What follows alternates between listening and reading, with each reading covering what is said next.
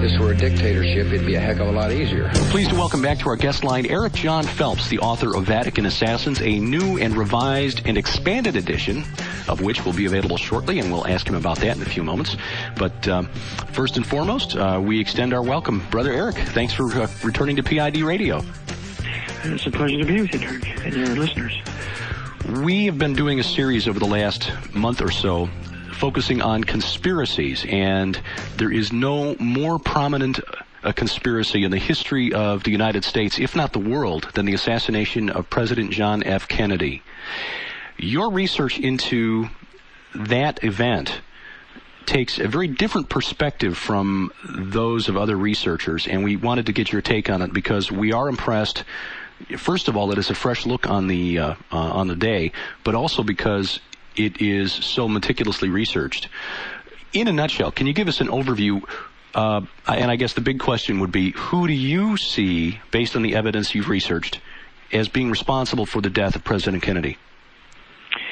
The ones that I blame for being behind the assassination of John F. Kennedy are the Jesuits, subject to their general, who at that time was Jean-Baptiste Janssens.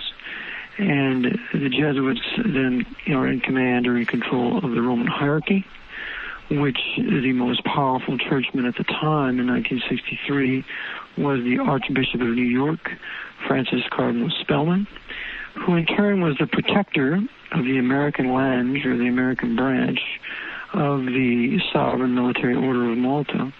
And these Knights of Malta of his were in key positions of power at the time of the assassination, so that it can be proven that through them that indeed the Vatican was behind the murder of President Kennedy. Well, the most obvious question, I think, following from that statement is, why would the Vatican take out the first Roman Catholic president in American history? Because he was disobedient.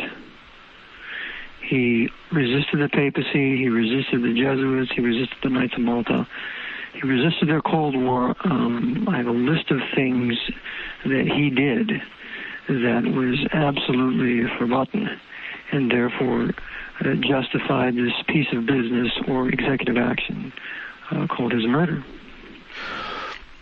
Okay, so let's look at the events of the day then. In what way would the hand of the Jesuits have worked in Dallas on that day?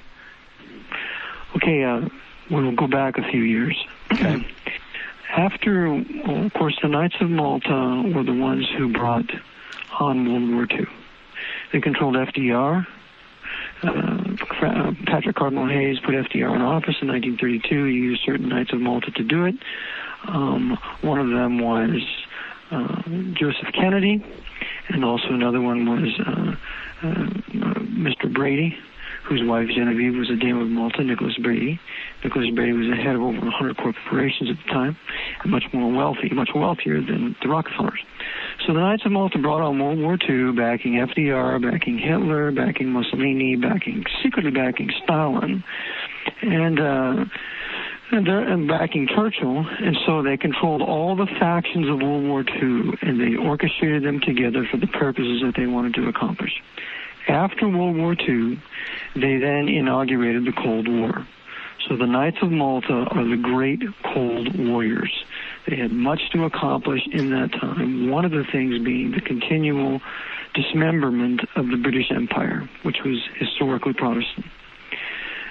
So they were continuing their Cold War, which was a hoax, controlling both sides, of course, weakening the U.S. while building Russia and China.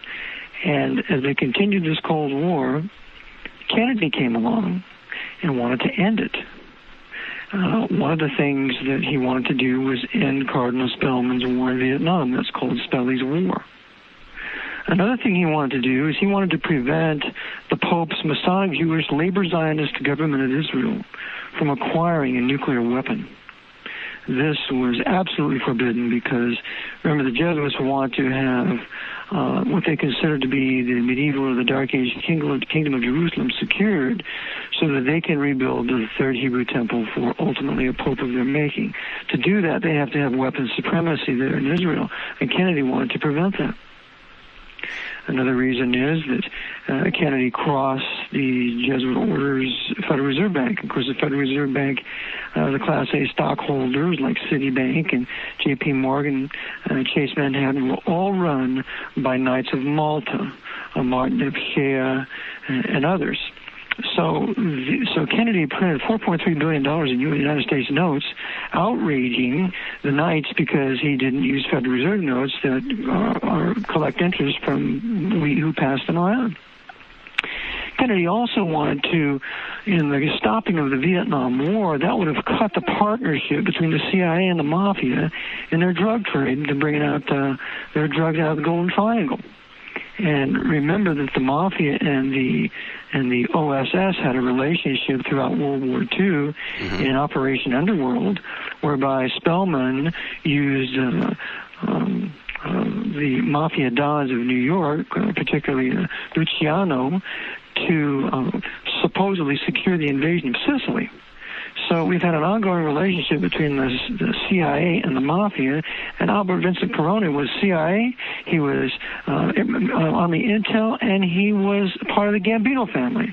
And I'd still maintain that Carlo Gambino was a high-level Knight of Malta, along with John McCone at the time of the Kennedy assassination. So we have high-level Knights involved in the Mafia, the CIA, and if the Vietnam War would have ended, the drug trade as we know it today, this tremendously lucrative drug trade for the papacy while destroying the major cities of the United States would have ended. So the Vatican, through the Jesuits, were actually benefiting from that drug trade from Southeast Asia? Absolutely. That is their drug trade. They ran all the opium wars in the 19th century using the British, because remember, the British century was that century by which they used the British to overthrow the Manchu dynasty and a series of other things. And that drug trade, that opium trade, was completely in the hands of the Black Pope through the English branch of the Knights of Malta and high-level Freemasonry. So you've got John F. Kennedy then, who was looking to put a stop to the war in Vietnam and the drug trade running from that part of the world, prevent Israel from acquiring nuclear weapons, and severing America's relationship with the federal, or dependence on the Federal Reserve Bank. That's right. The other thing was he wanted to cut the tax breaks for the big oilmen. So that brings in Murchison and Hunt. He was going to get rid of those tax breaks.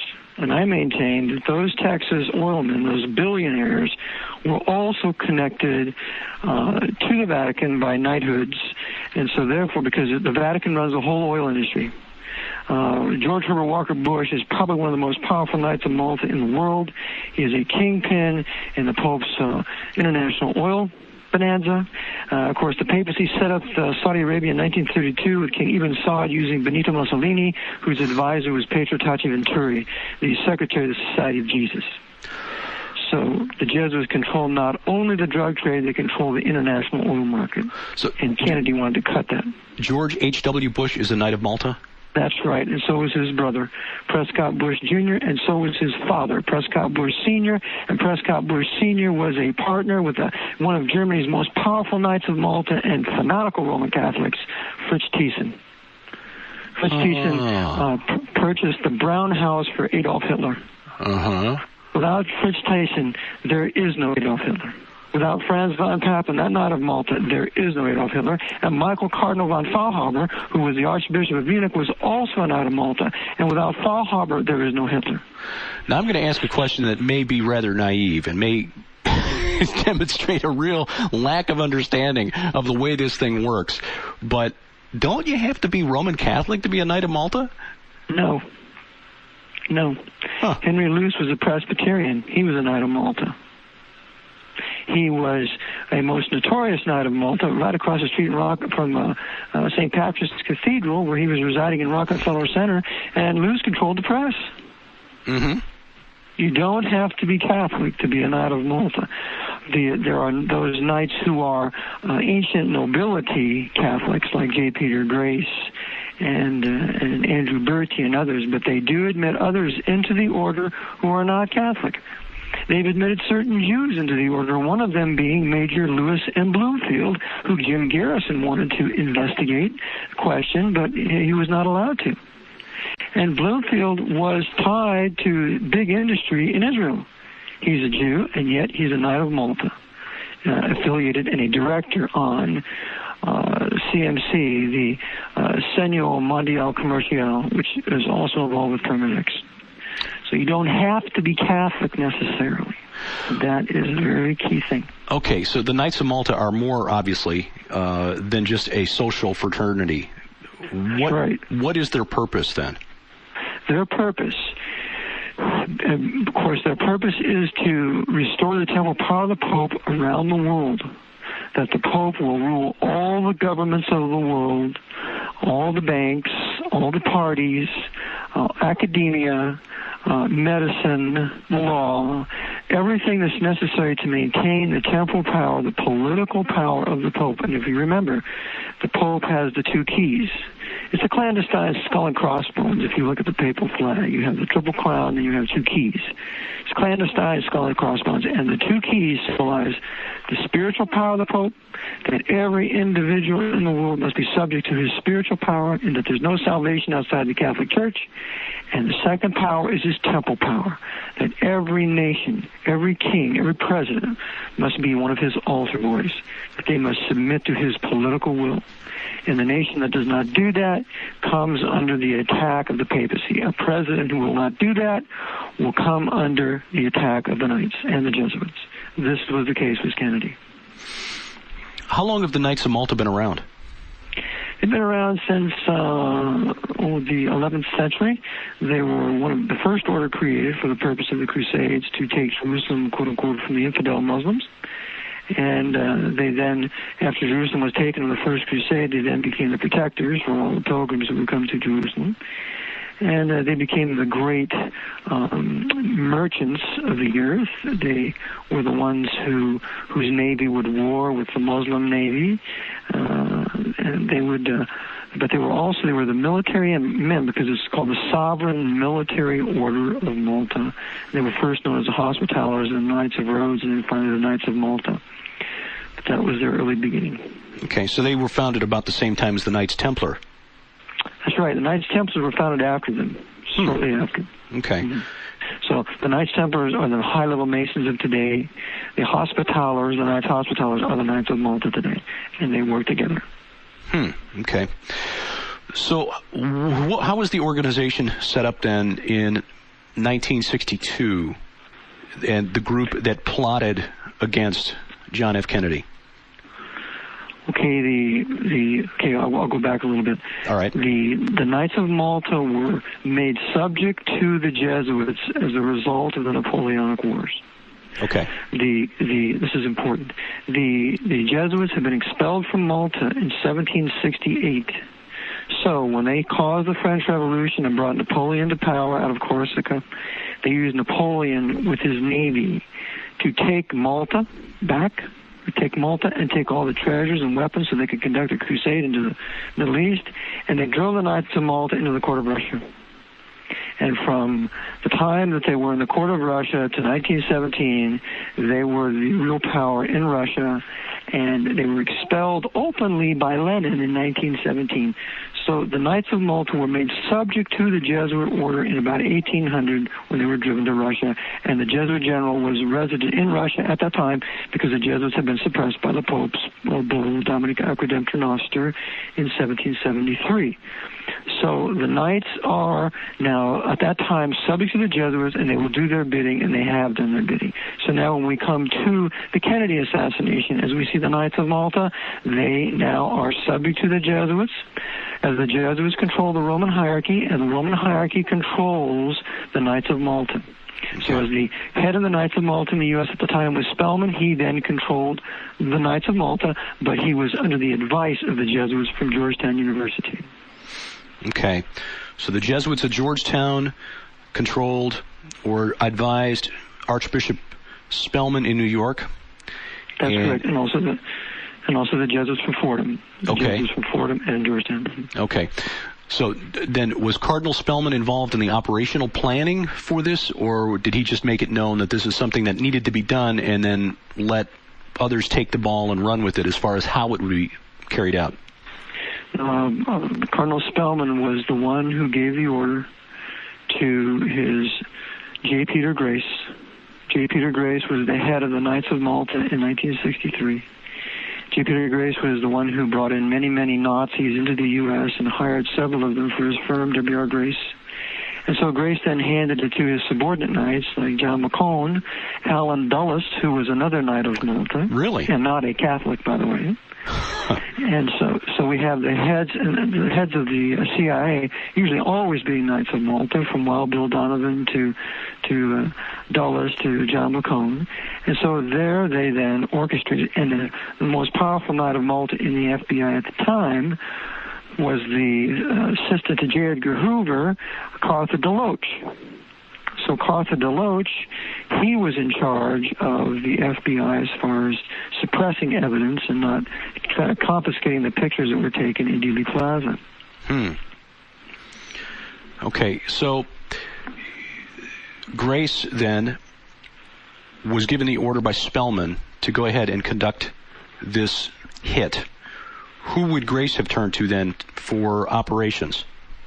He would turn to the head of the Knights of Malta, the head of the CIA, Alan Dulles, who was really the head, even though he was relieved by Kennedy for the Bay of Pigs, deliberate loss of the Bay of Pigs that Kennedy was not responsible for. See, Kennedy did not give the order to cancel the air cover. According to Fletcher Prouty in his work, JFK, it was McGeorge Bundy who did that. And McGeorge Bundy was skull and bones, CFR, and therefore he betrayed Kennedy. So Kennedy is very much embarrassed, so he relieves Dulles of his command. He relieves Charles Cabell of his command as assistant deputy director of the CIA.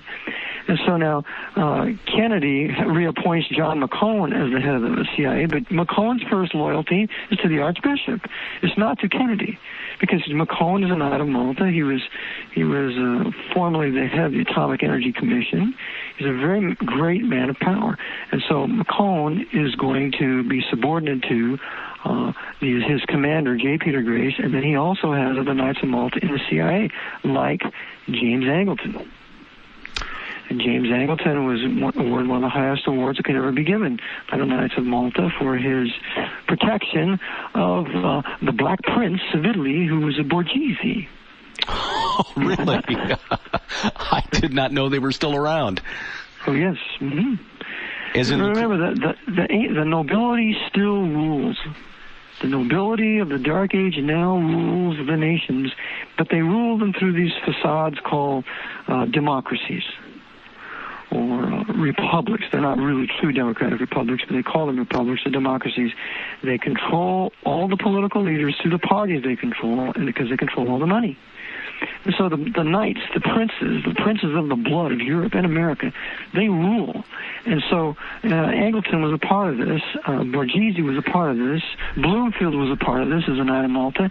And so was Clay Shaw, the head of the Trade Mart in New Orleans. So he was a Knight of Malta also. Clay Shaw was CIA, a Knight of Malta, Roman Catholic, head of the Trade Mart in New Orleans. And he was a co-director of CMC in Italy and involved with Permidex also. And some of the princes that were involved, and the Knights of Malta involved with CMC are Prince Gutierrez de Spadafora, an Italian industrialist and a large landowner. His daughter-in-law was related to High Schacht. Schacht's son-in-law was Otto Scorzini. Otto Scorzini was a Knight of Malta. He was he? He was, yes, he was. He was the one who helped Bormann rebuild the Reich out of South America, and Bormann was protected by a Knight of Malta named Juan Perón. Eric, how did they coordinate events in Dallas? Were there Jesuits on the ground in Dallas, or did they delegate responsibility and authority for the actual operations to CIA, mafia, special forces? Who handled the actual groundwork in Dallas? Okay, the Jesuits always use third parties now. They don't personally carry out assassinations. And that's the purpose for the intelligence communities and the mafia that they've created. So they always keep an arm's length away from these crimes. They used to do it themselves, but since the revival and since really the turn of the 20th century, they have their third trusted, they call it, Ignatius Loyola call it in his secret instruction as a trusted third party. Mm-hmm. So they always use a trusted third party. So, for example, in Dallas, we know that the night before this was all worked out months in advance. Allen Dulles was one of the planners of it, of the CIA. Gerald Ford was, I'm sure, involved. He's also a Knight of Malta, high-level 33rd degree Freemason. John McCloy was involved. McCloy was a very key individual. McCloy was the one who released at least 28 high-level Nazi murderers out of prison after the Nuremberg trials by 1951. So John McCloy was very much involved. Hoover was involved. Hoover hated the Kennedys. In fact, Hoover was going to be relieved of his command by John F. Kennedy. Johnson was involved. Johnson was not going to be a running mate for Kennedy for 1964. Carlos Marcello and Joseph Savello were involved. They're the Mafia Don, Savello the Mafia Don of Dallas, and Marcello the Mafia Don of New Orleans. They were involved because Marcello had been deported to Guatemala for 24 hours. He was enraged over Robert Kennedy, and so he was very much incited for the killing of JFK. So all these men of power, Earl Cabell, whose brother, Charles Cabell, had been relieved of his command of assistant director to the CIA. He happens to be the mayor of Dallas. Oh, right. Yeah, so Earl Cabell since he's the mayor of Dallas, he's going to be in control of the police chief of Dallas, Jesse Curry. He's also going to be in control of the DA, Henry Wade. And also the Texas Rangers are involved. You have the Dallas, the sheriff of the county, the Dallas-Fort Worth County there, Sheriff Peoples, he's involved. And it's quite intriguing that all of these men that I just mentioned to you, including Murchison, Hunt, Richard Nixon, were all at the secret meeting at Clint Murchison's mansion in Dallas on November 21st in 1963, according to Madeline Duncan Brown, President Johnson's Roman Catholic mistress for 21 years, who bore him a son named Stephen. And she wrote a book called Texas in the Morning. And this is also validated by Robert D. Morrow in his book First-Hand Knowledge, How I Participated in the CIA Mafia Murder of President Kennedy. And this is validated on page, page 195 in a note. And he says, note 12, it was from his good friend Hoover that Richard Nixon learned of the pending assassination. Interestingly, on the eve of the assassination, Hoover and Nixon attended a meeting together at the Dallas home of oil baron Clint Murchison. Among the subjects discussed at this meeting were the political futures of Hoover and Nixon in the event President Kennedy was assassinated. Well, that's where they made their final plans. And according to Madeline Duncan Brown, when Johnson came out of the meeting, he said, that SOB will never embarrass me again. So they had it all planned the night before and knowing exactly what they were going to do. And there are, according to my list of the Who Are the Knights of Malta by Martin Lee, there are at least 8 Knights of Malta who are residents in Dallas. And, of course, George de Mohrenschildt was also a Knight of Malta.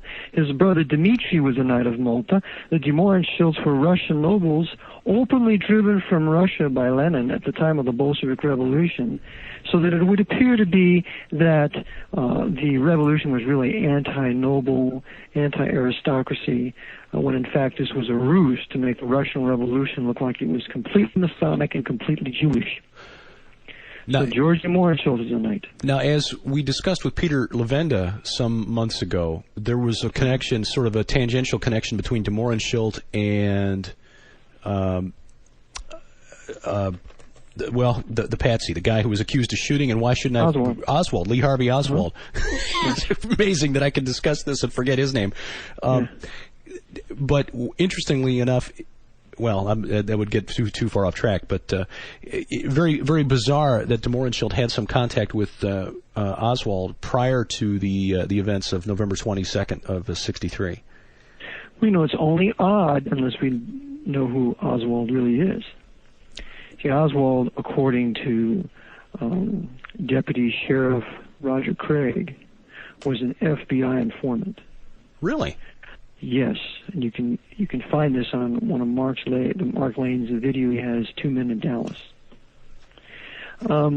So Oswald was an FBI informant. That's why he was conversing with Hosty. Oswald was FBI. Yeah, and remember, at this meeting at Murchison's house, there's another guy that's there, and his name is Jack Ruby. Okay. Jack Ruby's not only mob, he's also an FBI informant. Ruby was at that meeting at Murchison's? Yes. Oh. And he was also an FBI informant. So you have Mafia FBI tied in the person of Jack Ruby. Another thing about Oswald de Morcil, of course, they both speak Russian. Mm-hmm. And Oswald is also a CIA operative. Right. Because he was not a real defector. Mm-hmm. And he married a woman whose uncle was a KGB officer. Right. So after Oswald, they're setting Oswald up to be this patsy, so they have to paint him with the brush of a fanatic and make him look like he's a communist and a Russian and a Soviet. And so that was the purpose of him staying in Russia for, nearly 2 years. So he comes back. He's not even debriefed, so it shows you his CIA connection. And then his wife comes with him, which is virtually impossible. I mean, Victor Herman couldn't get his wife out. Victor Herman had been a slave in Russia for, 40-something years. It's a tremendous story that you might want to run sometime. It's called Coming Out of the Ice. Victor Herman wrote a book called Coming Out of the Ice and the Gray People, showing that Henry Ford sacrificed 73 American families to Joseph Stalin, all of them killed in the gulags, except Victor Herman, this Jew who managed to escape by the grace of God, and these Americans built the whole Gorky plant, and then after they built it, they were eliminated. But that's neither here nor there. Victor Herman couldn't get his wife out. How could Oswald get his wife out? Because he was CIA. That was one of the points that was really highlighted in Oliver Stone's movie JFK. Yes. And we'll talk about that a little bit more. I want to get your assessment of the film. But that was one of the things that stuck with me regarding Oswald. How is it that he was able, first of all, to defect, quote unquote, but then to return with so little difficulty? Right. In early 1960s America, at the height of the Cold War, you would think that he would have found himself in a prison so fast if he tried to come back. Right. Look what happened to Yuri Nushenko. Nushenko came over here and he said the KGB at the time, where they were not handling Oswald. He was not a KGB agent sent back here. Nushenko was a legitimate defector. What did Angleton do? He tortured him for, nearly 3 years. That's what Oswald should have went through when he was in Russia. What happens? He's given the royal treatment. He works in a factory in Minsk. I mean, the guy is on Easy Street. He gets married and then he comes back. No. He is the CIA and the KGB work together. That's why the Cold War is a hoax. The Cold War is a creation of the press in this country, controlled by the Vatican through the Council on Foreign Relations. The Cold War never existed. There was never a real war between the Russian government and the American government. It's all a hoax. What happened was low-level men were killed, and there were wars trying to prop it up, like the Korean War and so on, that were in the Vietnam War, that shows it's come out of the Cold War. But it was all a hoax. On the top, they all worked together because the Jesuits were building their international intelligence community that is now completely and totally united. And this is one of the keys in understanding how Oswald got in and how he got out, because the KGB and the CIA worked together, both of them run by Knights of Malta, Knights particularly like Kim Philby, who was a KGB general at the time. He already went to Russia. He was already shown to be a spy, so he was MI5 and he left, and then instead of being executed, he was able to go to Moscow and be a KGB agent at the time of the Kennedy assassination. And the other thing is Anatoly Golitsyn. Anatoly Golitsyn comes from a royal Russian family all the way back to Alexander I. Golitsyn was a Knight of Malta, and he came over to the United States and was given all the secret files of the CIA by James Angleton. And he went through these files for a couple of years, and that's why all the CIA operatives in Russia were killed, because they were betrayed by Angleton. And Angleton was a Knight of Malta, and he betrayed him to his brother Knight of Malta, Golitsyn, who then forwarded all this information to Moscow. So all the pieces are in place in Dallas. We've got all of these powerful Knights of Malta on the ground. and in positions of authority where they can direct the pawns on the chessboard. That's right. And one other thing I forgot. The Bishop of Dallas-Fort Worth is Thomas Kiley Gorman. Thomas Kiley Gorman is a Knight of Malta. Okay. So therefore, he's overseeing everything that's going on in the Dallas-Fort Worth area. Now, I have read, and I'm certainly not a scholar on the JFK assassination, but I've read that the security measures that should have been standard for a presidential motorcade were totally lacking in Dallas that day. The route of the motorcade, the number of security forces on the ground, just totally absent. In other words, they did everything wrong that could have been done wrong. Who would have been responsible for those security measures? Would that have been the Secret Service? And who would have been in a position to remove the protection from around President Kennedy? Well, as I understand, the one responsible for the security of the president would have been military intelligence, General Lansdale, according to Fletcher Prouty in his great work, JFK. So Lansdale, who was CFR and was involved with the Nazis, he is the one who is behind removing all the protection of JFK in Dallas for that day. Okay. And so with that, the Secret Service are the ones that will be carrying out the assassination, because the Jesuits always carry out their assassinations up close and personal. There can be no chance of escape. So no final kill shots are going to be done with a rifle. So the Secret Services are going to do the close-up shooting. There will be long-distance CIA shooters. There will be FBI covering up evidence.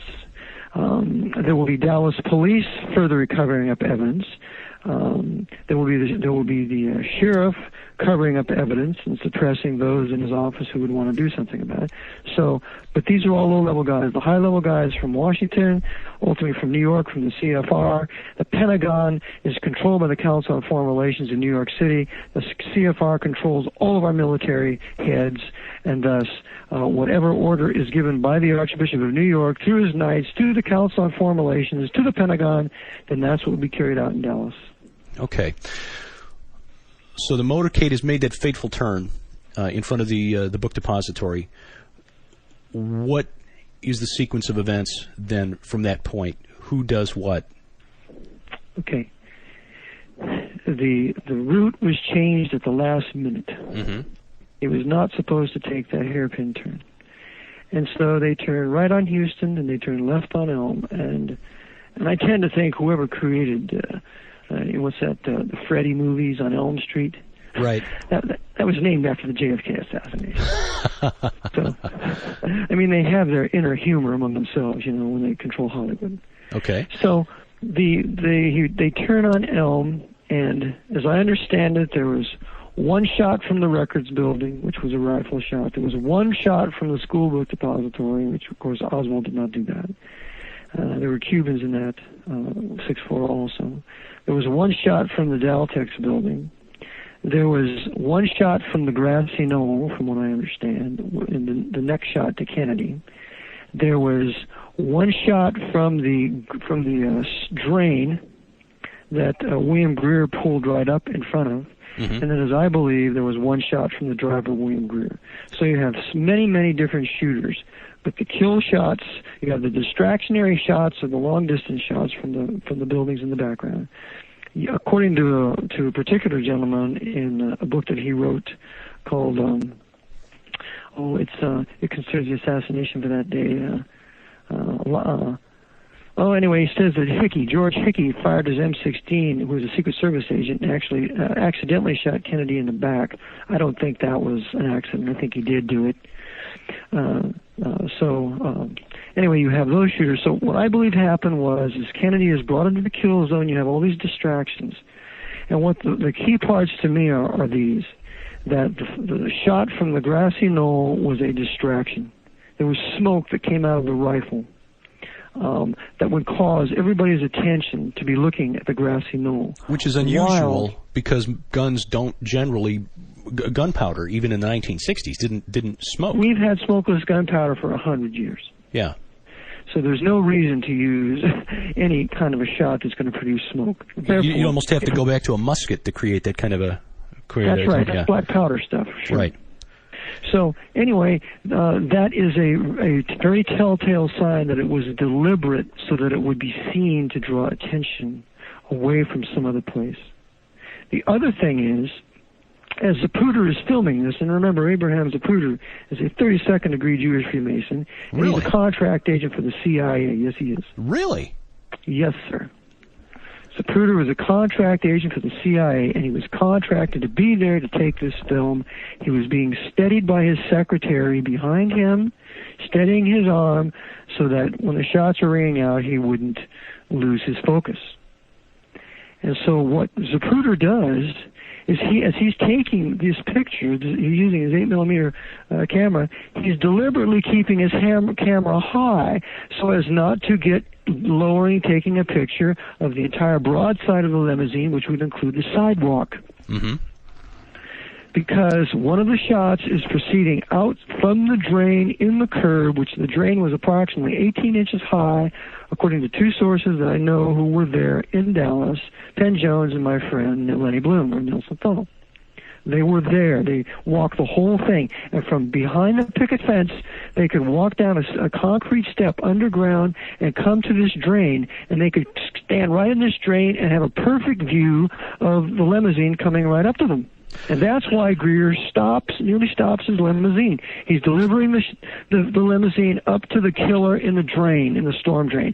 And this is exactly the position of Penn Jones, who had the Malovian mirror, and this is exactly the position of Jim Garrison at the time. That the grassy knoll shooter did not fire the kill shot. It was this drain shooter. I've seen an examination of photographic evidence from the day using some high-tech imaging showing that's able to reveal three-dimensional imagery from the two-dimensional film that was taken of the moment of the shooting, and it was determined that based on forensics, the only angle that could have produced that kill shot was the one, well, at least it was the one coming from a low angle, such as the drain along the side of the street there. Yes, I'm convinced that it was a simultaneous shot from the drain and from the driver. That's what it appears to me. And I'll tell you why. For the drain, no problem. As you look at that Kennedy's head, it explodes. Yes. And there's actually debris going up. And then the motorcycle rider, Mr. Hargis, is splattered with blood and bone marrow, bone matter. So that he's back and to the left, and so this would betray the trajectory coming from the drain just perfectly. Yeah, which would have been down and to the right from where President Kennedy was seated in the car. Yeah, right. Okay. And there was a .45 slug found, according to Deputy Sheriff Roger Craig, found in the grass on the other side of the curb in blood and brain matter. A .45 slug. A .45 slug. That's which you don't fire from a rifle. Which you don't fire from a rifle, unless you got a Thompson machine gun. That's a .45, but oh no. So that shows that there was a shot coming from the direction and low into from the right, and that it fits perfectly to the drain. And this was Jim Garrison's position and Penn Jones's position. And so, since those men were there, I believe them. But there was no way to identify the shooter in the drain. That's why they could go with him exclusively. The other thing is, I do believe that the driver did do the shooting also, because there were several witnesses to that who simply disappeared. The cameras were confiscated, and there was blood and bone material on the back of the trunk of the limousine, which is not in agreement with a shot low and from the right. You're right. Okay. So and according to Robert Grodin, he put forth a movie once, and it showed how the bullet entered above the right eye to the right of the right eye, and this is shown in David Lifton's work. It actually shows the bullet hole before the head was doctored at Bethesda, before it arrived at Bethesda. It shows that the actual bullet hole entry, and then of course the big opening at the temple, but then the huge exit wound on the right rear portion of his skull, of his head. So that trajectory comes from the driver. So you have a driver shot coming that way, as William Cooper rightfully proved. He took great efforts to prove that. And also, the former head of the John Birch Society, coordinator of the John Birch Society, Dr. Stuart Crane, who taught at Bob Jones University for many years, he said the driver did it. And the other one, a Roman Catholic attorney in Washington, D.C., by the name of Dr. Peter Beater, he had a series of audio letters, and I have half of them. And one of his audio letters, he goes into this, and he says that the president was shot from inside the vehicle.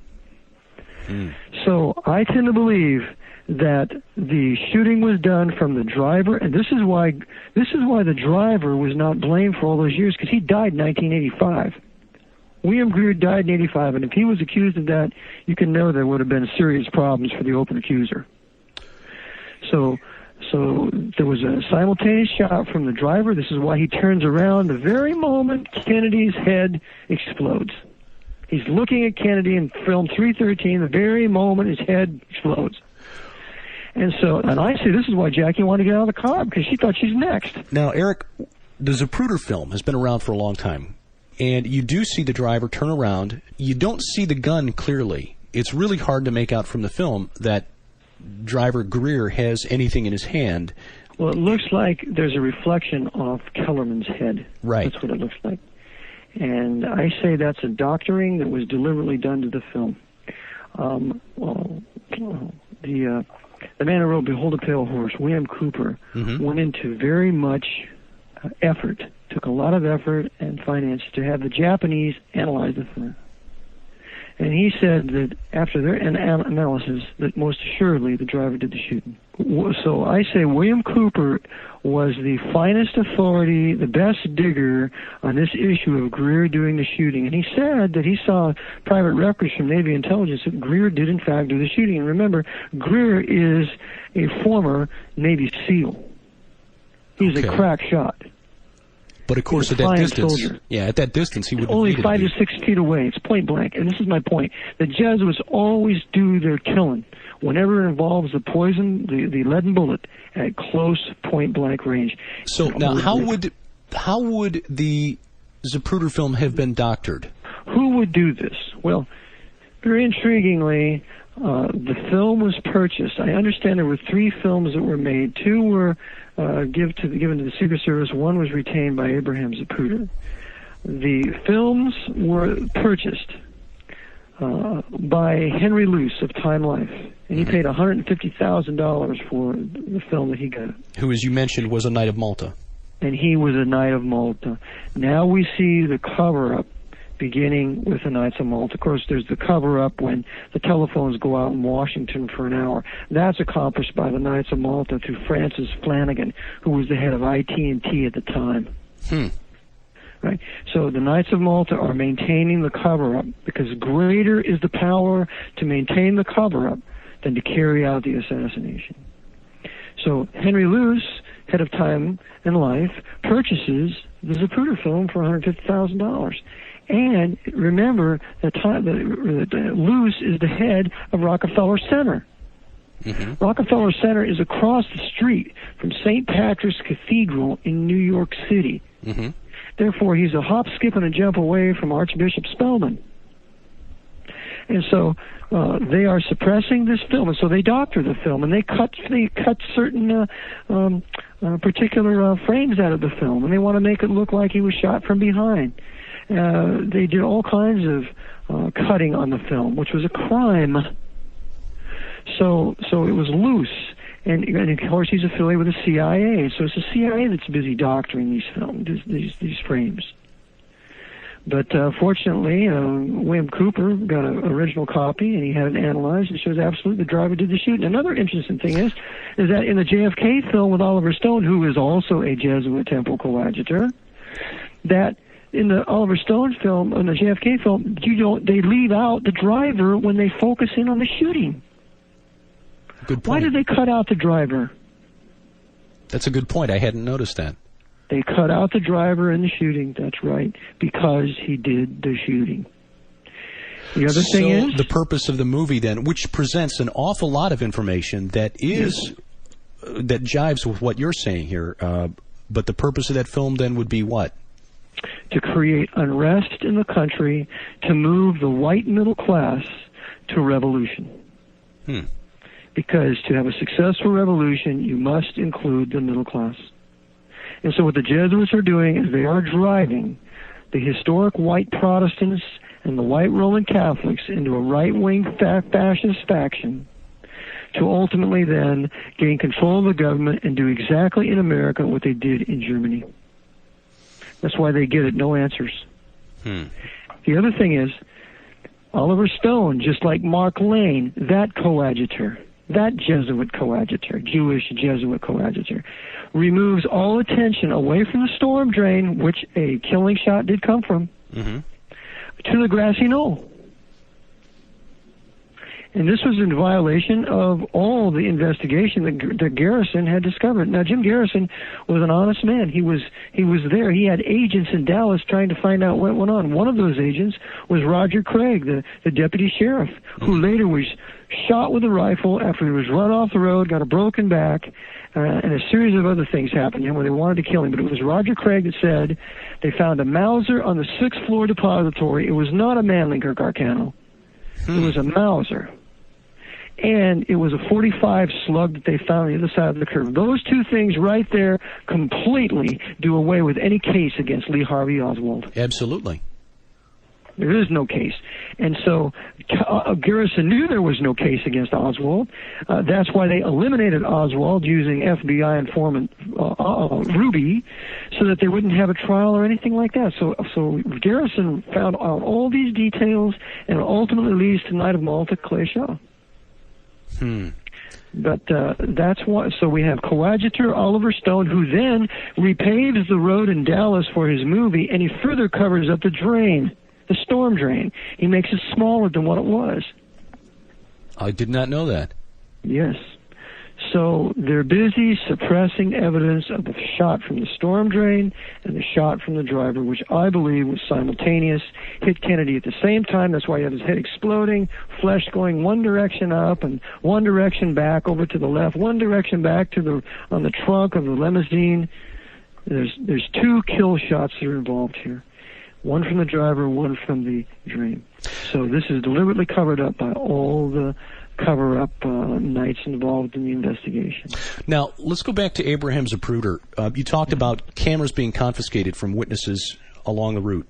Why would the government have allowed, the investigators have allowed Zapruder's film to, why would they have let him keep a copy? Very good question. Very good.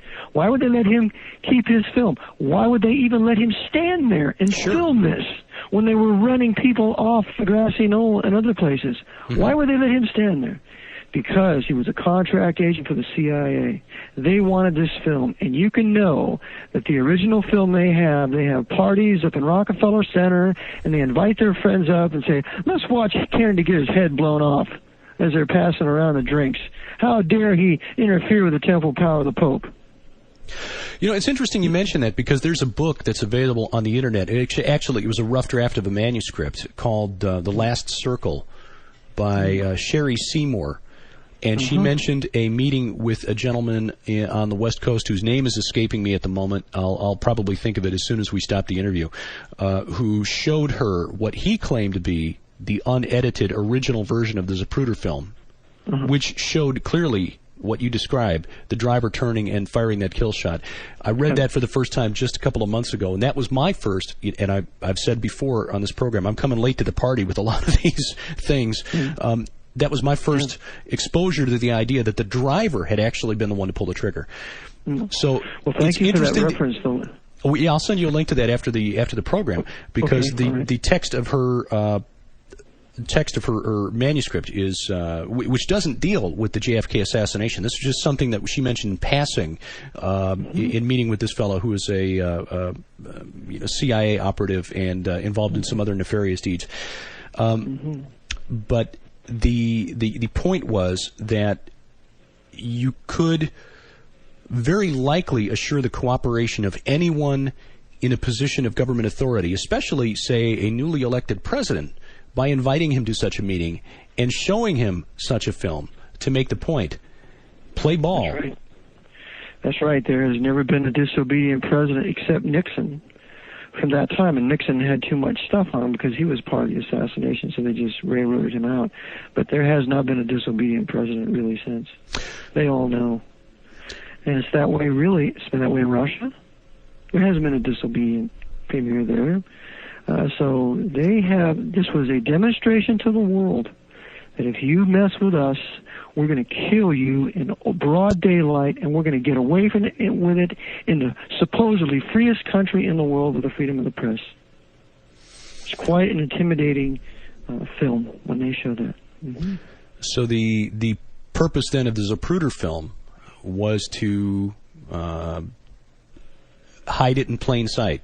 Here we've got this film that's been turned over to Time Warner, and of course you can trust Time Magazine, a reputable journal of news and information, and as we examine the film, we don't see anything except what they want us to see.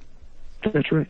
That's exactly right. And remember, the American people did not see the film until it was subpoenaed by Jim Garrison in 1969.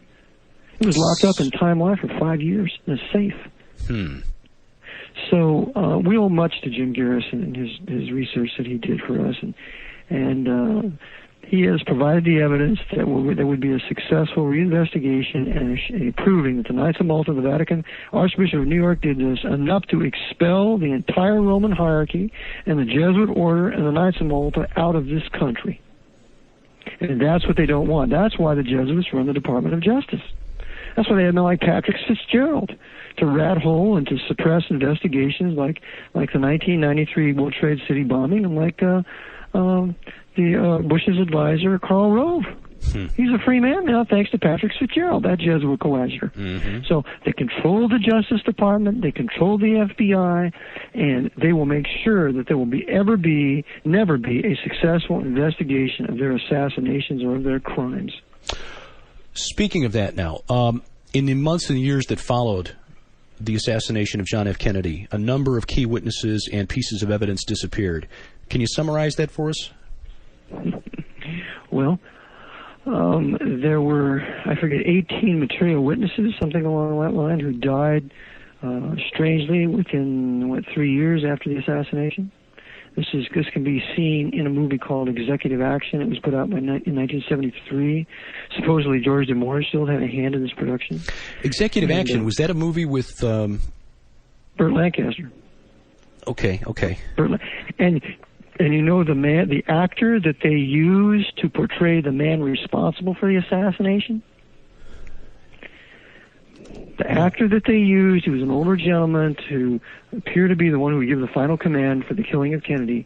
His name was Will Greer. That's right. Will Greer. Yeah. It's an innuendo. Grandpa Walton. It's an innuendo to show that the real assassin was William Greer. That's why they chose the actor Will Greer to play the part of, I think it's Mr. Thomason or something. How interesting. Mm-hmm. It was Will Geer was his name. Geer. No. Greer. I'm looking at the Internet Movie Database right now. Will Geer with Geer. no R. Is it Geer? Yeah, Geer. Okay. Played the role of Ferguson in the movie, but Ferguson. That's right. Ferguson. Mm-hmm. Which is interesting in that that happens to be my very close. That happens to be my Ferguson happens to be my lovely wife's maiden name. So, but I assure you, we had nothing to do with anything we're discussing today. But Geer. All right. But still, that is awfully close, and a perhaps a sideways reference to what had been done in Dallas on that day. And it is. We certainly believe, and there may be listeners who would disagree or think that we're stretching a point here, but we certainly believe that Hollywood is used and the entertainment industry is used to plant thoughts, memes, guide public discourse even into important public events through the way they're portrayed in film. I mean, that's the reason that there's such a hoo-ha about the Da Vinci Code.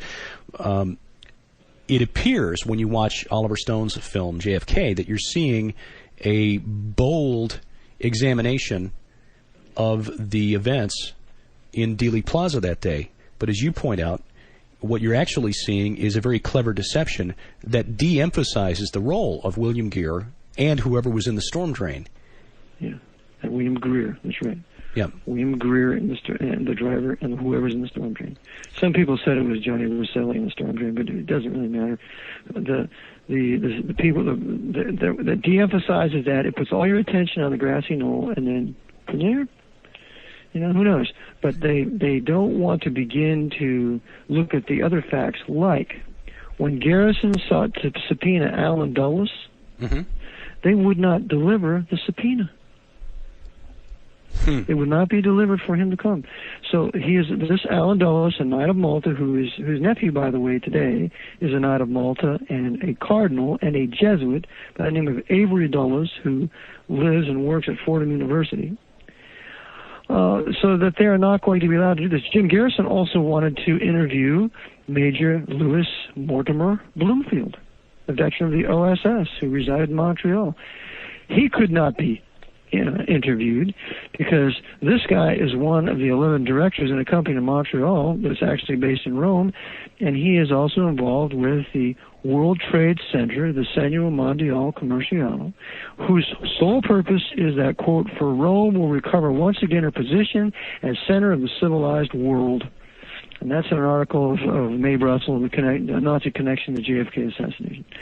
So yes, these very key men were not allowed to be subpoenaed and come to trial. And for Garrison to actually serve Clay Shaw and get him into the court, that was a miracle that he actually was able to pull that off. He had a Knight of Malta in there. He had a highest clearance in the CIA in there. He's former OSS. He's a friend of Borghese and all the knights in Italy.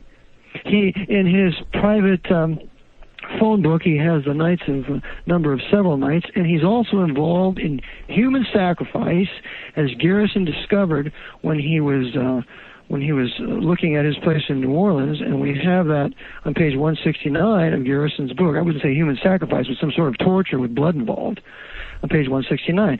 And I'll read that for you. It says, probably the most interesting single item seized in the course of Shaw's arrest was his address book.